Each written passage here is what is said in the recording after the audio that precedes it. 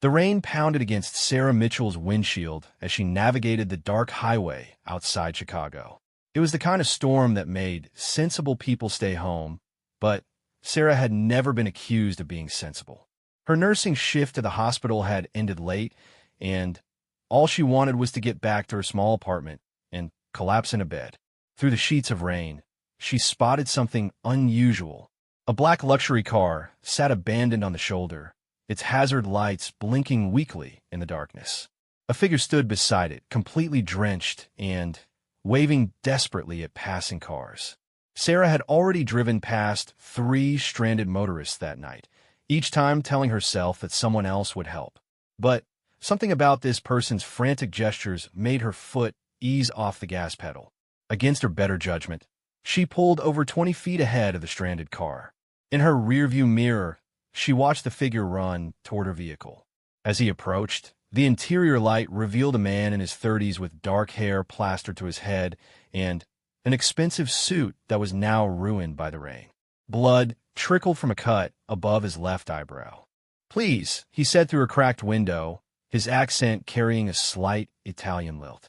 "My phone is dead, and I need to get to the city. It's an emergency." Sarah studied his face.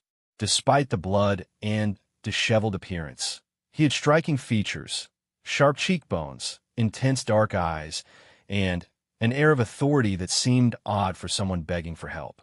Her nursing instincts kicked in when she noticed him swaying slightly. "You're hurt," she observed. "Get in. I'll take you to the hospital." "No hospitals," he said quickly, then softened his tone. "I mean, it's just a scratch. I really just need a ride to the Millennium Hotel downtown." Every warning bell in Sarah's head was ringing, but the nurse in her couldn't leave an injured person in a storm. She unlocked the doors. "Fine, but I'm at least cleaning that cut." The man slid into her passenger seat, bringing with him the scent of expensive cologne mixed with rain. He was shivering, and Sarah cranked up the heat while reaching for the first aid kit she always kept in her car. "Thank you," he said, his voice genuinely grateful. "I'm Marco." "Sarah," she replied, dabbing at his wound with antiseptic. He winced but didn't pull away. "What happened to you?" "Marco Fisetatif. Car trouble. Hit my head on the hood when I was checking the engine." It was clearly a lie, but Sarah didn't press. She'd worked in emergency rooms long enough to know when someone didn't want to talk about their injuries. The cut was superficial, as he'd said, but she cleaned and bandaged it anyway. As they drove toward the city, Marco remained mostly quiet, occasionally giving directions that would take them away from the main roads. Sarah's unease grew, but every time she glanced at him, he seemed more exhausted than threatening. "You're a nurse," he stated rather than asked, gesturing to her scrubs. "Emergency room," she confirmed. "Long shift. What do you do?" "Business," he said vaguely. "Import and export." Another lie, or at least not the whole truth. Sarah had developed a sixth sense for these things. But there was something else in his voice, a loneliness that she recognized. She saw it often in the hospital, in people who had no one to call when they were hurt. They were stopped at a red light when Marco's phone suddenly came to life, buzzing frantically. He glanced at it, and his face hardened. "I'm sorry, but could you take a different route? There's construction on the main road." Sarah knew there was no construction. She'd driven that route just hours earlier. But something in his tone made her comply. As she turned onto a side street, she caught a glimpse of blue and red lights flashing in her rearview mirror several blocks behind them. "Marco," she said slowly, "what kind of trouble are you in?" He was quiet for so long she thought he wouldn't answer. Then, surprising her, he spoke with raw honesty. "The kind that follows you everywhere. The kind you're born into." He turned to look at her. "But you don't need to worry. I would never let anything happen to you. You've shown me a kindness tonight that I rarely see." They drove in silence after that, Sarah's mind racing. Who was this man? What had she gotten herself into? But underneath the fear was an odd sense that she could trust his word. He would keep her safe. When they finally reached the Millennium Hotel, the storm had begun to ease. Marco reached for his wallet, but Sarah shook her head. "I don't want your money." "Then what can I do to thank you?" he asked, seeming genuinely at a loss. "Just be careful," she said, "whatever you're involved in." Marco studied her face for a long moment, as if memorizing it. "You're remarkable, Sarah. In my world, people don't help strangers. They don't show kindness without expecting something in return." He got out of the car, but leaned back through the window. "I owe you a debt. In my family, that means something.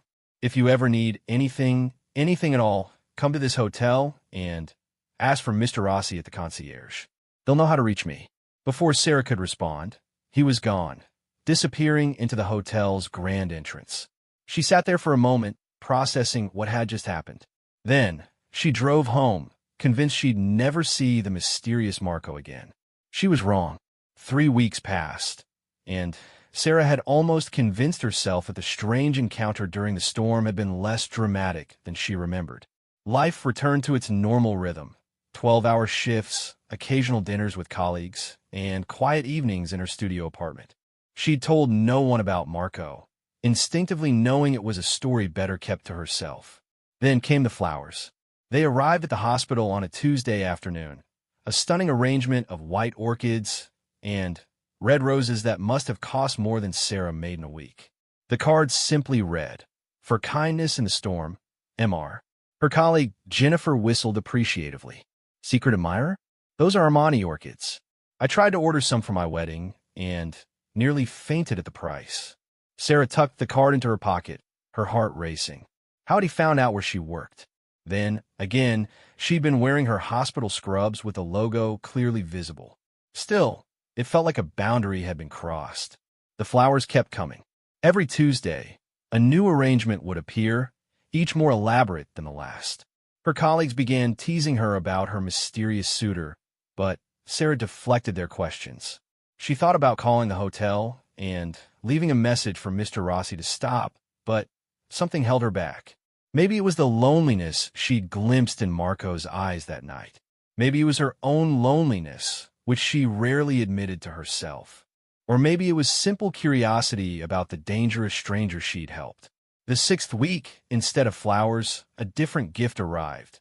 A single envelope with her name written in elegant script. Inside was an invitation on heavy cream paper. "Ms. Sarah Mitchell is cordially invited to a charity gala benefiting the Children's Hospital Chicago. Saturday, November 15th, 8 p.m. The Drake Hotel. Black tie required. RSVP to Mr. Rossi." A handwritten note was tucked behind the invitation. "I'm on the board of directors. It would be an honor if you attended as my guest. No obligations, just gratitude." Marco, Sarah stared at the invitation for a long time. A charity gala was public, safe, and it was for a good cause. What harm could come from attending? She RSVP'd yes. The night of the gala, Sarah stood in front of her mirror, second-guessing her decision. She'd splurged on a black cocktail dress and had her hair professionally styled. Looking at her reflection, she hardly recognized herself. The tired emergency room nurse had been transformed into someone who might actually belong at a fancy charity event. A limousine arrived at exactly 7:30. The driver handed her a note. "Forgive the presumption. Didn't want you to worry about parking." The Drake Hotel was a glittering jewel against the Chicago skyline. Sarah had driven past it countless times, but had never been inside. The ballroom took her breath away. Crystal chandeliers cast warm light over round tables dressed in silver and white. Chicago's elite mingled with champagne flutes, their jewelry catching the light.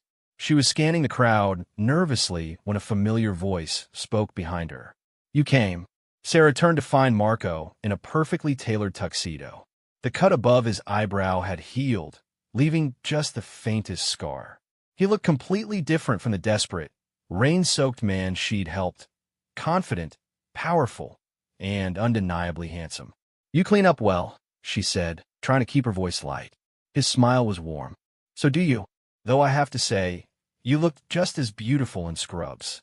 Before Sarah could respond to the compliment, a woman appeared at Marco's elbow, tall, blonde, and stunning in a designer gown. She linked her arm through his possessively. "Marco, darling, the mayor is asking for you," she purred, then turned cold eyes on Sarah. "And you are?" "This is Sarah Mitchell," Marco said, subtly extracting himself from the woman's grip. "Sarah, this is Victoria Pemberton." Victoria's eyes narrowed. "Oh, you're the nurse. How charitable of you to attend, Marco.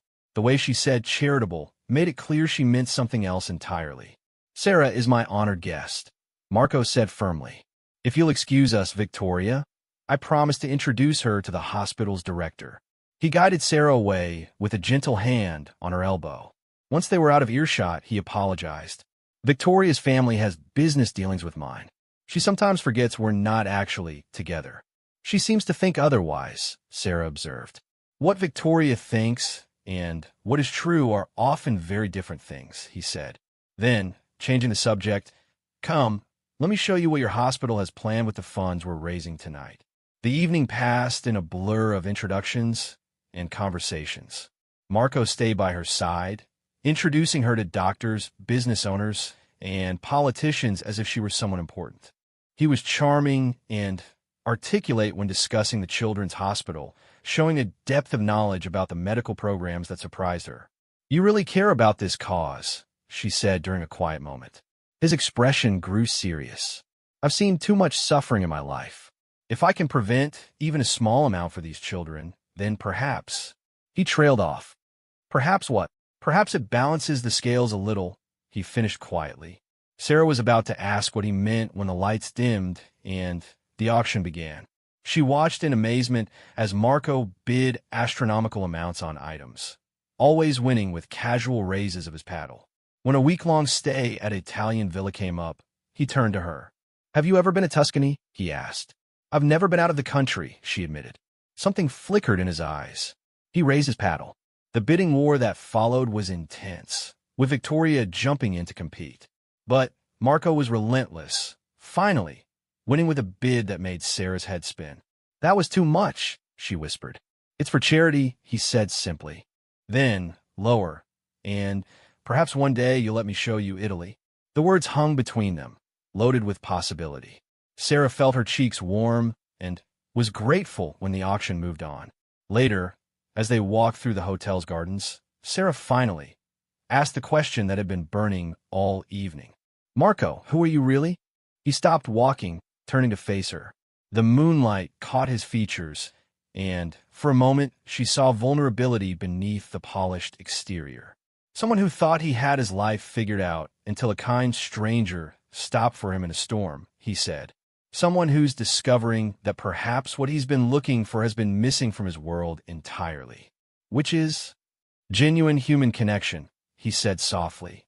No agenda, no manipulation, no fear. Just kindness. Sarah's heart was pounding. Marco, I Googled you. I know who you are, what your family is. His face didn't change, but she felt him tense. And I'm standing here, she said simply. He reached out, slowly, giving her time to pull away, and touched her cheek. You're either very brave or very foolish. Probably both, she admitted. He leaned down, and Sarah thought he was going to kiss her. Instead, he pressed his lips to her forehead, the gesture surprisingly tender. Let me take you home, he said. It's getting late, and you have a shift tomorrow. She wanted to protest, to stay in this magical bubble a little longer, but he was right. Reality was waiting. In the limousine, Marco held her hand, his thumb tracing circles on her palm.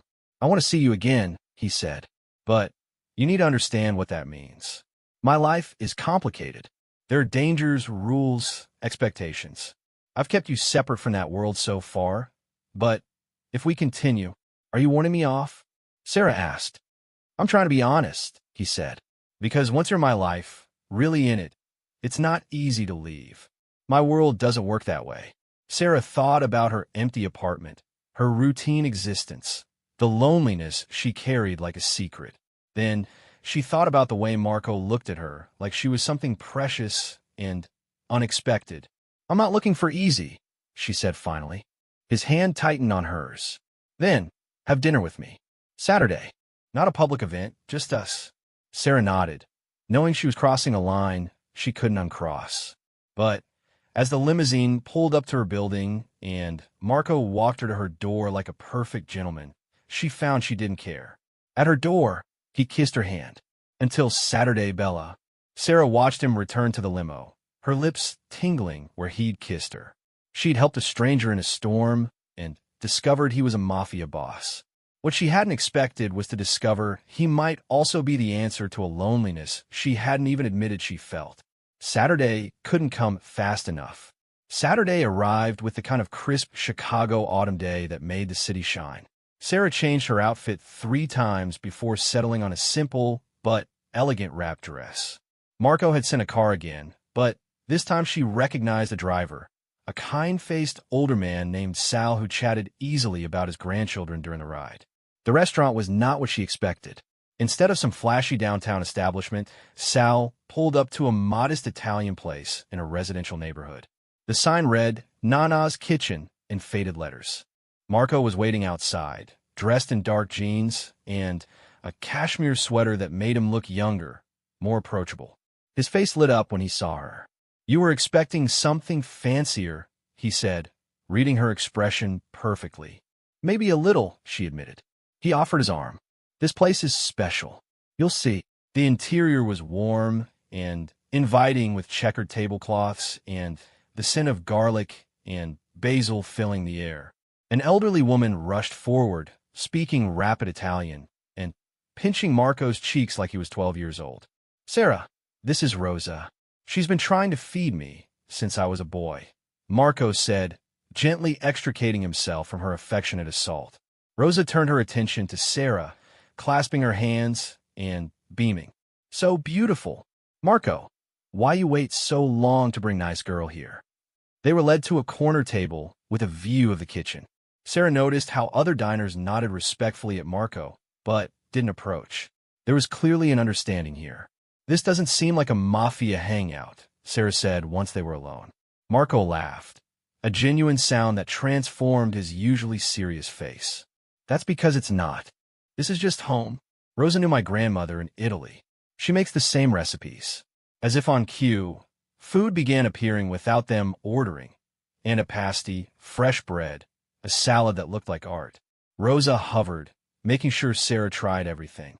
"She's going to feed me until I explode," Sarah said, but she was smiling. "That's how she shows love," Marco said. "In my family, food is everything. It's how we celebrate, how we mourn, how we show we care." As they ate, Marco opened up in ways Sarah hadn't expected. He told her about growing up with the weight of his family name, about losing his mother when he was young, about the expectations that had shaped every decision in his life. "My father groomed me from birth to take over," he said, twirling pasta with practiced ease. "I never questioned it until recently." "What changed?" Sarah asked. He looked at her directly. "I met someone who helped without wanting anything in return. It made me wonder what else I'd been wrong about." The main courses arrived, osso buco for him, seafood risotto for her. Sarah had never tasted anything so perfect. "So what does a Mafia boss actually do all day?" she asked, surprising herself with the boldness of the question. Marco nearly choked on his wine. "Are you always this direct?" "Occupational hazard. In the ER, you learn to cut to the chase." He considered her question. "Less than you'd think from movies. Mostly, I manage legitimate businesses. We own several import companies, restaurants, some real estate. The other activities are a smaller part than they used to be. I've been working to transition the family toward legitimacy." "Your father supports this?" His expression darkened slightly. "My father is traditional. He believes in the old ways. We disagree on the future direction of the family." Sarah sensed dangerous territory and changed the subject. They talked about her work, her family back in Ohio, her dreams of maybe working with Doctors Without Borders someday. "You want to save the world," he said, but not mockingly.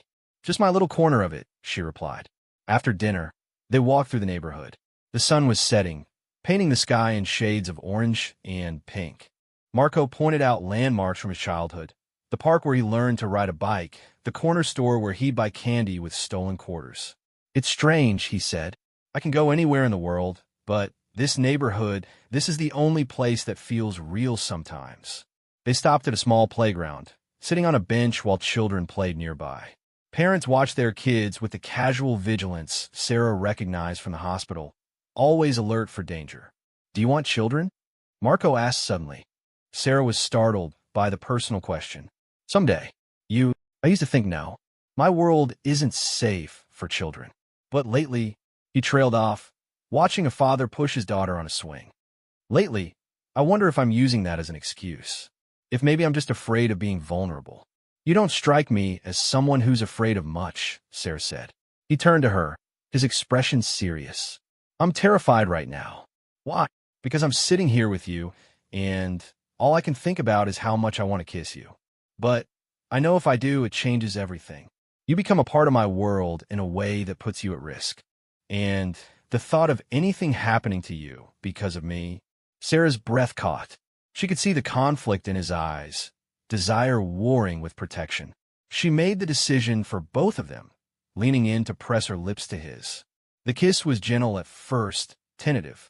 Then Marco's hand came up to cup her face, and the world narrowed to just the two of them. When they finally broke apart, Sarah felt dizzy. Now you've done it, he murmured against her lips. Good, she whispered back. They stayed on that bench until the playground emptied and stars began appearing in the city sky.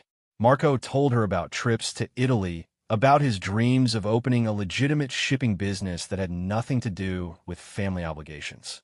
Sarah shared her own dreams, feeling safe to voice ambitions she'd never told anyone. When it grew cold, Marco drove her home himself, holding her hand the entire way. At her building, he walked her up this time, all 5 flights to her apartment door. I should warn you, he said, I'm not good at casual. When I commit to something, to someone, it's complete. Who said I wanted casual? Sarah replied. He kissed her again, deeper this time, pressing her back against her door. Sarah felt her knees weaken and was grateful for his arms around her. Can I see you tomorrow? He asked when they broke apart. I have a 12-hour shift, she said regretfully. Then Monday, she nodded. He kissed her forehead, then her nose, then her lips once more. Sweet dreams, Bella, he said, waiting until she was safely inside before leaving.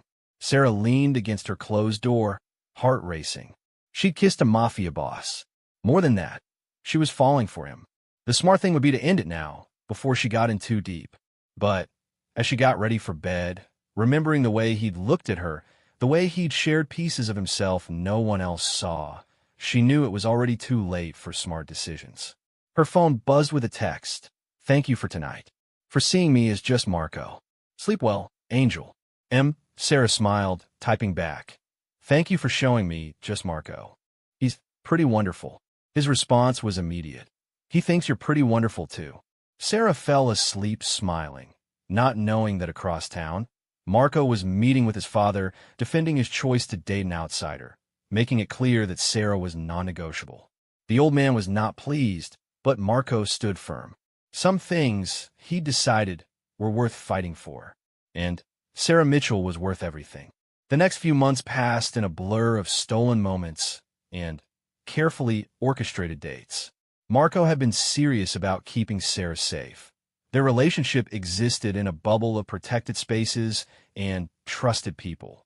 She learned the rhythms of his world, which restaurants were family places, why he always sat facing the door, the subtle signals between him and the men who shadowed them at a discreet distance.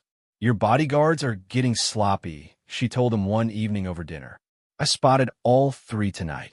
Marco nearly dropped his fork. You spotted them? Emergency room, remember? I'm trained to notice everything. She grinned at his expression. The tall one favors his left knee. Old injury, probably. The one by the bar keeps touching his earpiece. And the woman pretending to read at the corner table has checked her sight lines 6 times in the last 10 minutes. There are 4, Marco said slowly. You missed one. Sarah scanned the room again, then laughed. The busboy. He's too graceful for the job. Marco stared at her with something like awe. You're remarkable. Their relationship deepened despite the unusual circumstances. Marco would appear at the hospital at the end of her shifts with coffee and pastries, charming the entire ER staff.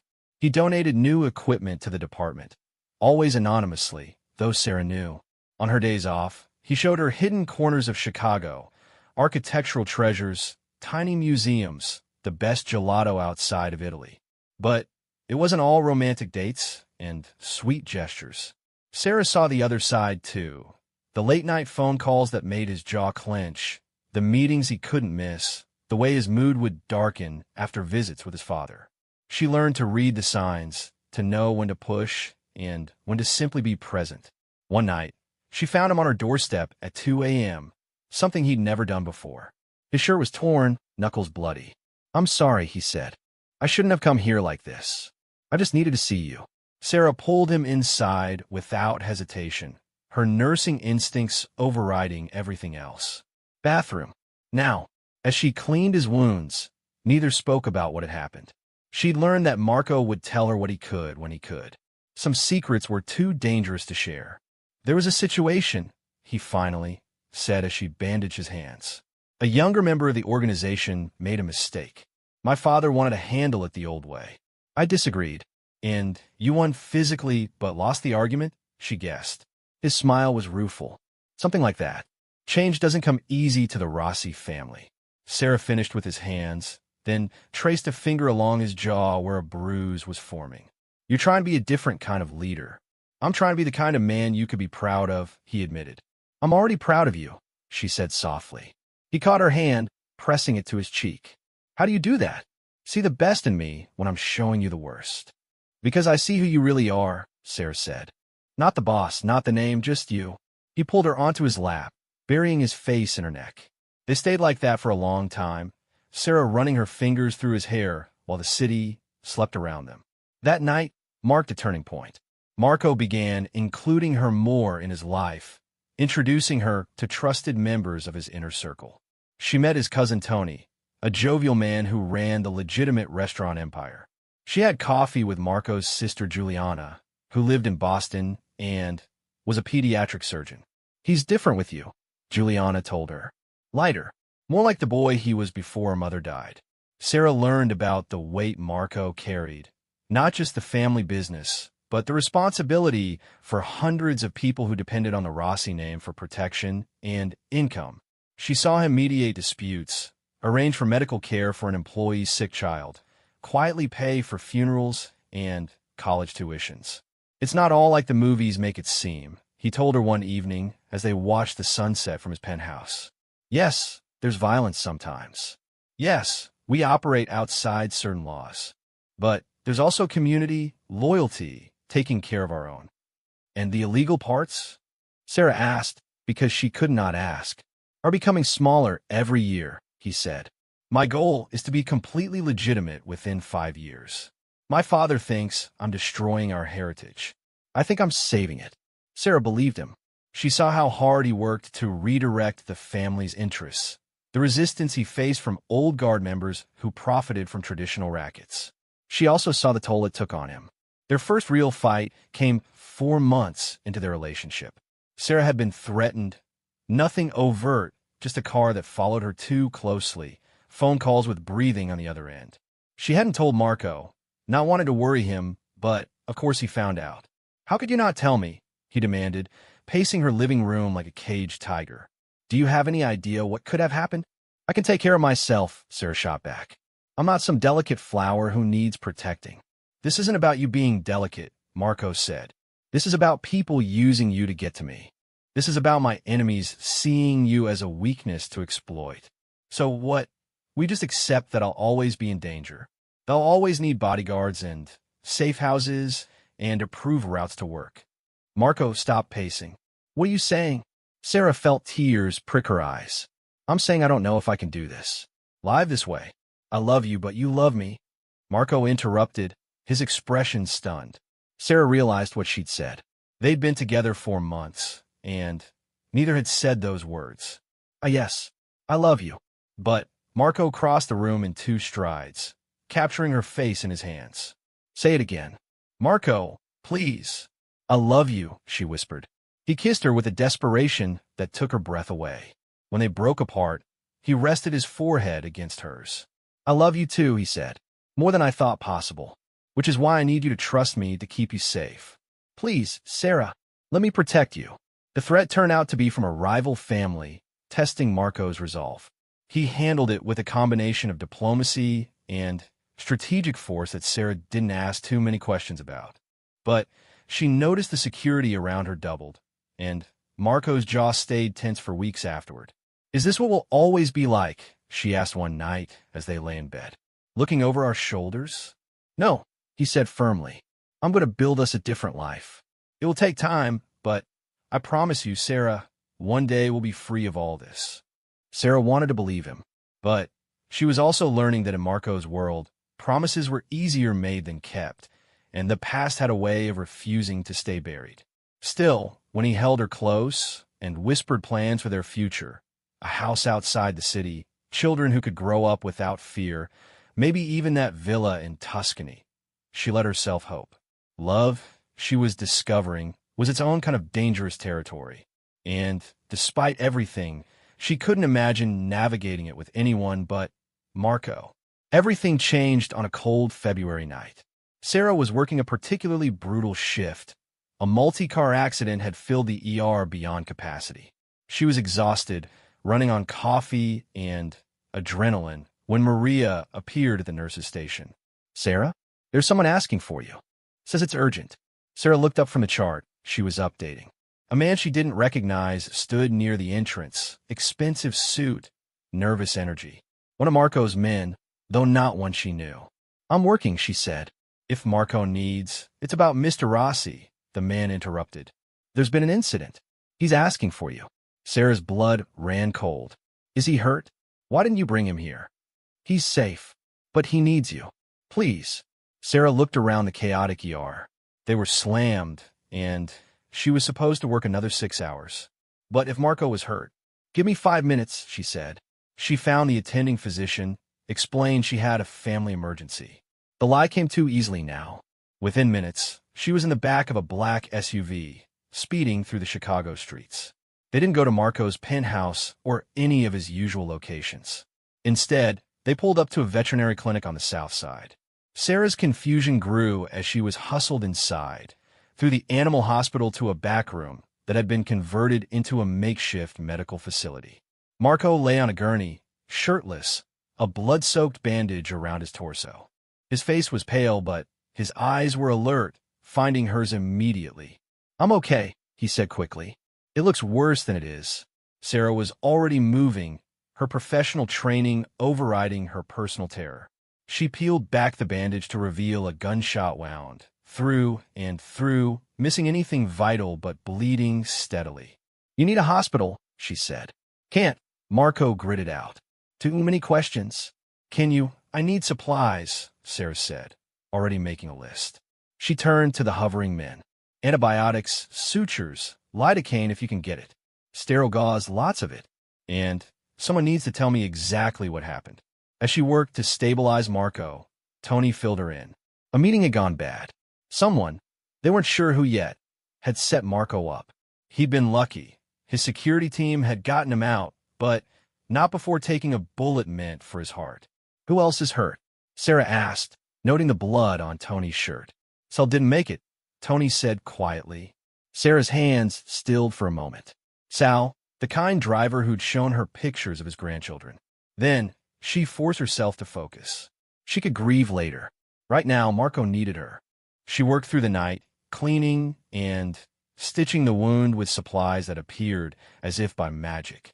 Marco bore it stoically, his eyes never leaving her face. I'm sorry, he said at one point. You shouldn't have to see this.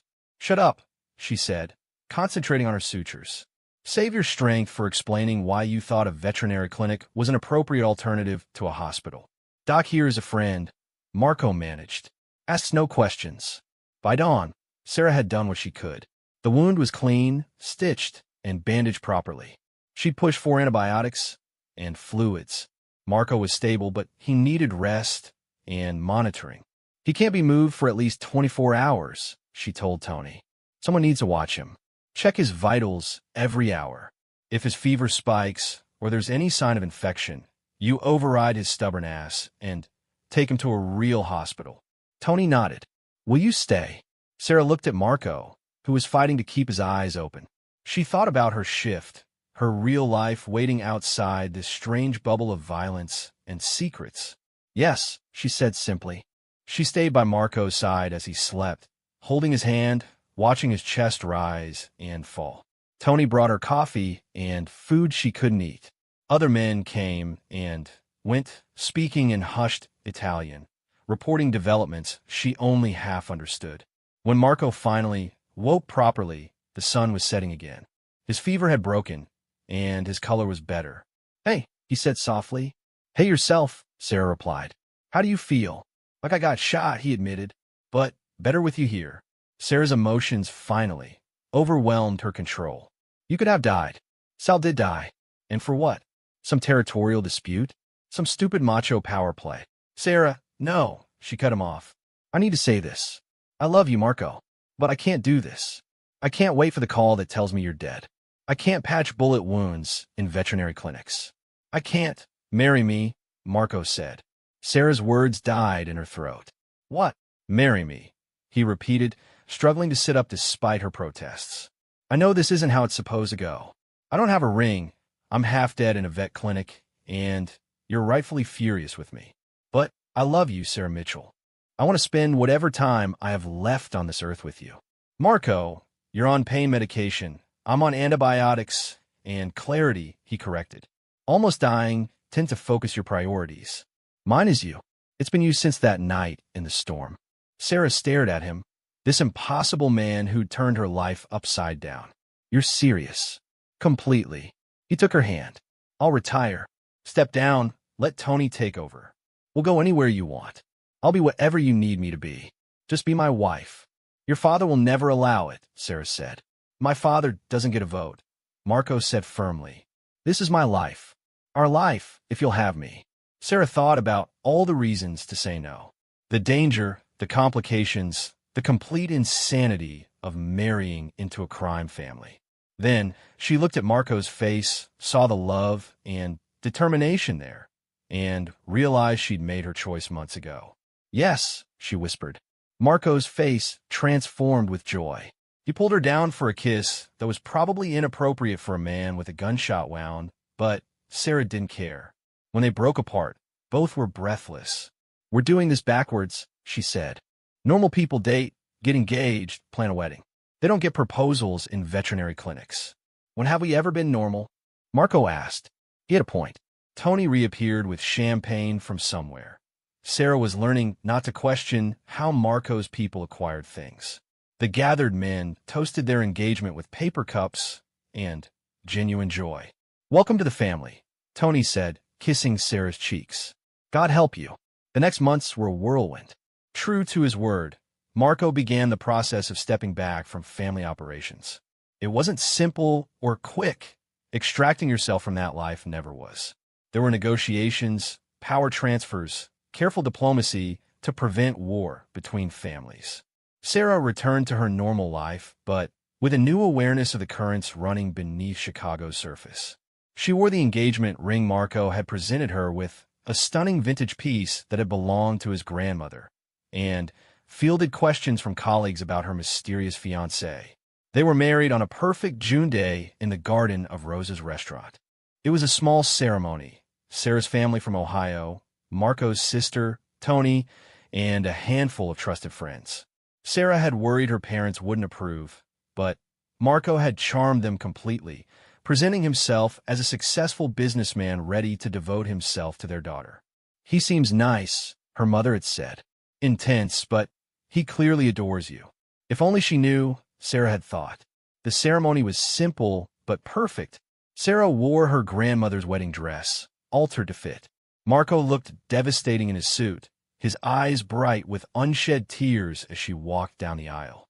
"You sure about this?" her father asked as he prepared to give her away. "Never been more sure of anything," Sarah said. The vows were traditional, but the words carried extra weight given what they'd been through. When Marco promised to love, honor, and protect her, Sarah knew he meant it with every fiber of his being.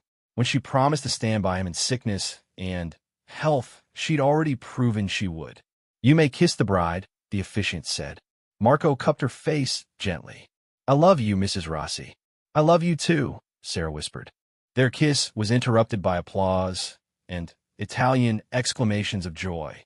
Rosa had outdone herself with the reception. Food that could have fed 3 times their number of guests, wine flowing freely, music that had everyone dancing.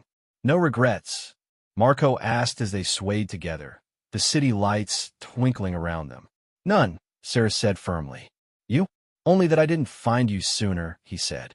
They honeymooned in Tuscany. At the Villa Marco had won at the charity auction. For 2 weeks, they existed in a bubble of happiness. No bodyguards, no family business, just the two of them exploring vineyards and making love in the afternoon sun. We could stay, Marco suggested one evening as they watched the sunset. Buy a place here, start fresh. Your family is in Chicago, Sarah reminded him. The legitimate businesses you're building are there. Our life is there. You'd stay? Even knowing what you know. Sarah thought about it. The danger would never completely go away. The past would always cast shadows. But she'd also seen the good Marco could do, the man he was becoming, the future they could build together. I'd stay, she said. With you. They returned to Chicago to find the transition of power nearly complete. Tony had taken over the day-to-day operations, with Marco maintaining an advisory role focused solely on the legitimate holdings. There were still moments of tension, still those who resented the changes, but progress was being made. Sarah returned to the hospital with a new perspective. She'd seen a different side of the city, understood that sometimes the lines between good and bad weren't as clear as she'd once believed. She became known for her compassion with all patients, even those who came in with suspicious injuries and no insurance. One night, 6 months after their wedding, Marco came home with an expression she couldn't read. "What is it?" she asked, immediately concerned. He pulled her into his arms. "My father died this afternoon. Heart attack." Sarah held him as the complicated grief washed over him. Salvatore Rossi had never accepted her, never approved of Marco's choices, but he was still his father. "I'm sorry," she whispered. "He left me a letter," Marco said. "Want to know what it said?" Sarah nodded. "Take care of her. She makes you better than I ever could." They stood there in their kitchen, holding each other, as another chapter closed and a new one began. 5 years later, Sarah stood in that same kitchen, watching Marco make breakfast while their daughter played at their feet. Lucia had her father's dark hair and her mother's kind eyes. The bodyguards were gone, replaced by a state-of-the-art security system.